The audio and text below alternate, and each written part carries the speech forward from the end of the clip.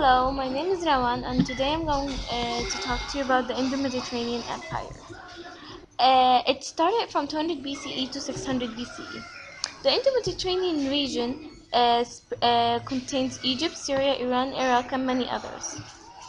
Well, before we start with the empires, let me tell you what an empire is.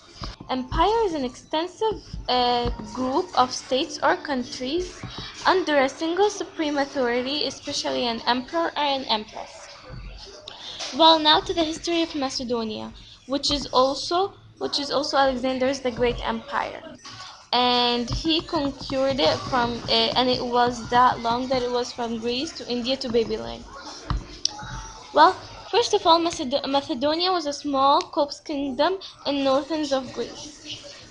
Philip always wanted to attack Persia and Egypt, but he was assassinated before he could do so. Anyways, when after Philip was arrested and when he returned to Macedonia, he established a new kind of army. He skilled his forces in Greek military tactics as well as armed them with 13 tipped pikes. Okay, Philip's plan of attacking Egypt and Persia worked because of his son of barely 20 years old, Alexander, also known as Alexander the Great.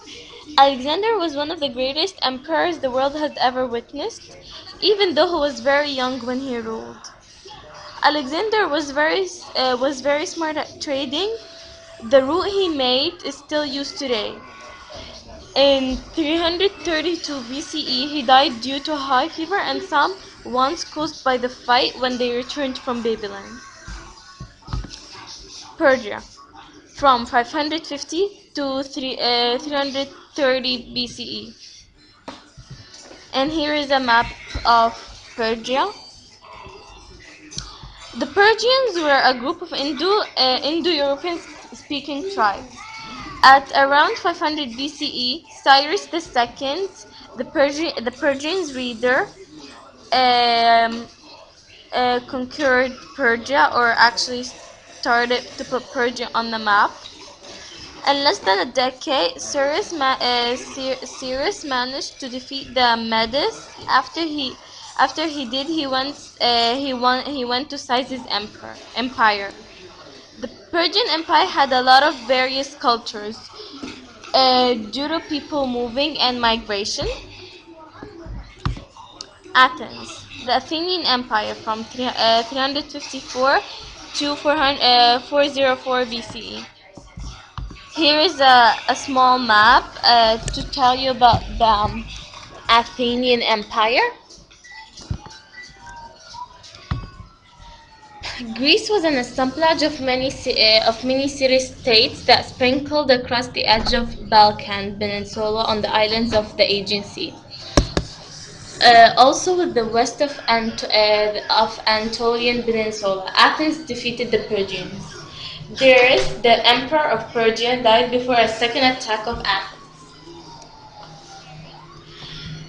The Ptolemaic Empire. Here is another map to show you where Ptolemaic Empire mostly is. After Alexander's death, his generals fought, in which they caused the empire to be divided into three major military states. Cyrus became the leader of the Ptolemaic Empire. After years of war, Ptolemy won Egypt, which was the richest prize, and which was also one of their main countries that they ruled from. The Seleucid Empire. And there's another map of Seleucid Empire to show you exactly where it is. After Alexander's death, his general fall. Therefore, his empire was divided into three parts. The Seleucid Empire was one of them. The Emperor of Seleucid, Victor, in the long run, attained control over Alexander's empire all over again, except for one country, which was Egypt. The Seleucid Empire had two capitals. One, Aton in Syria, and the second is Cilicia in the Tigris River. It contained various type of people, which led into different type of languages and cultures. The Mauryan Empire. The Maurya dynasty in 265 BCE. The Mauryan dynasty. After Alexander's death, the empire was divided into and after his empire was divided, the Mauryan Empire started to take shape when his emperors were fighting and when they were dividing the empire. When Alexander's generals were debating on what should happen, the leader of Maurya took control over her terrorists between Indus and Hindu Kush. They divided the empire into districts. And this was the end, and this is the end of our presentation. This is my citation here. But before we go, I just want to do a quick reflection about my PowerPoint. First of all, I learned a lot about empire, and I learned how impressive the Alexander the Great was, and how he was one of the smallest emperors, yet he controlled most of the world.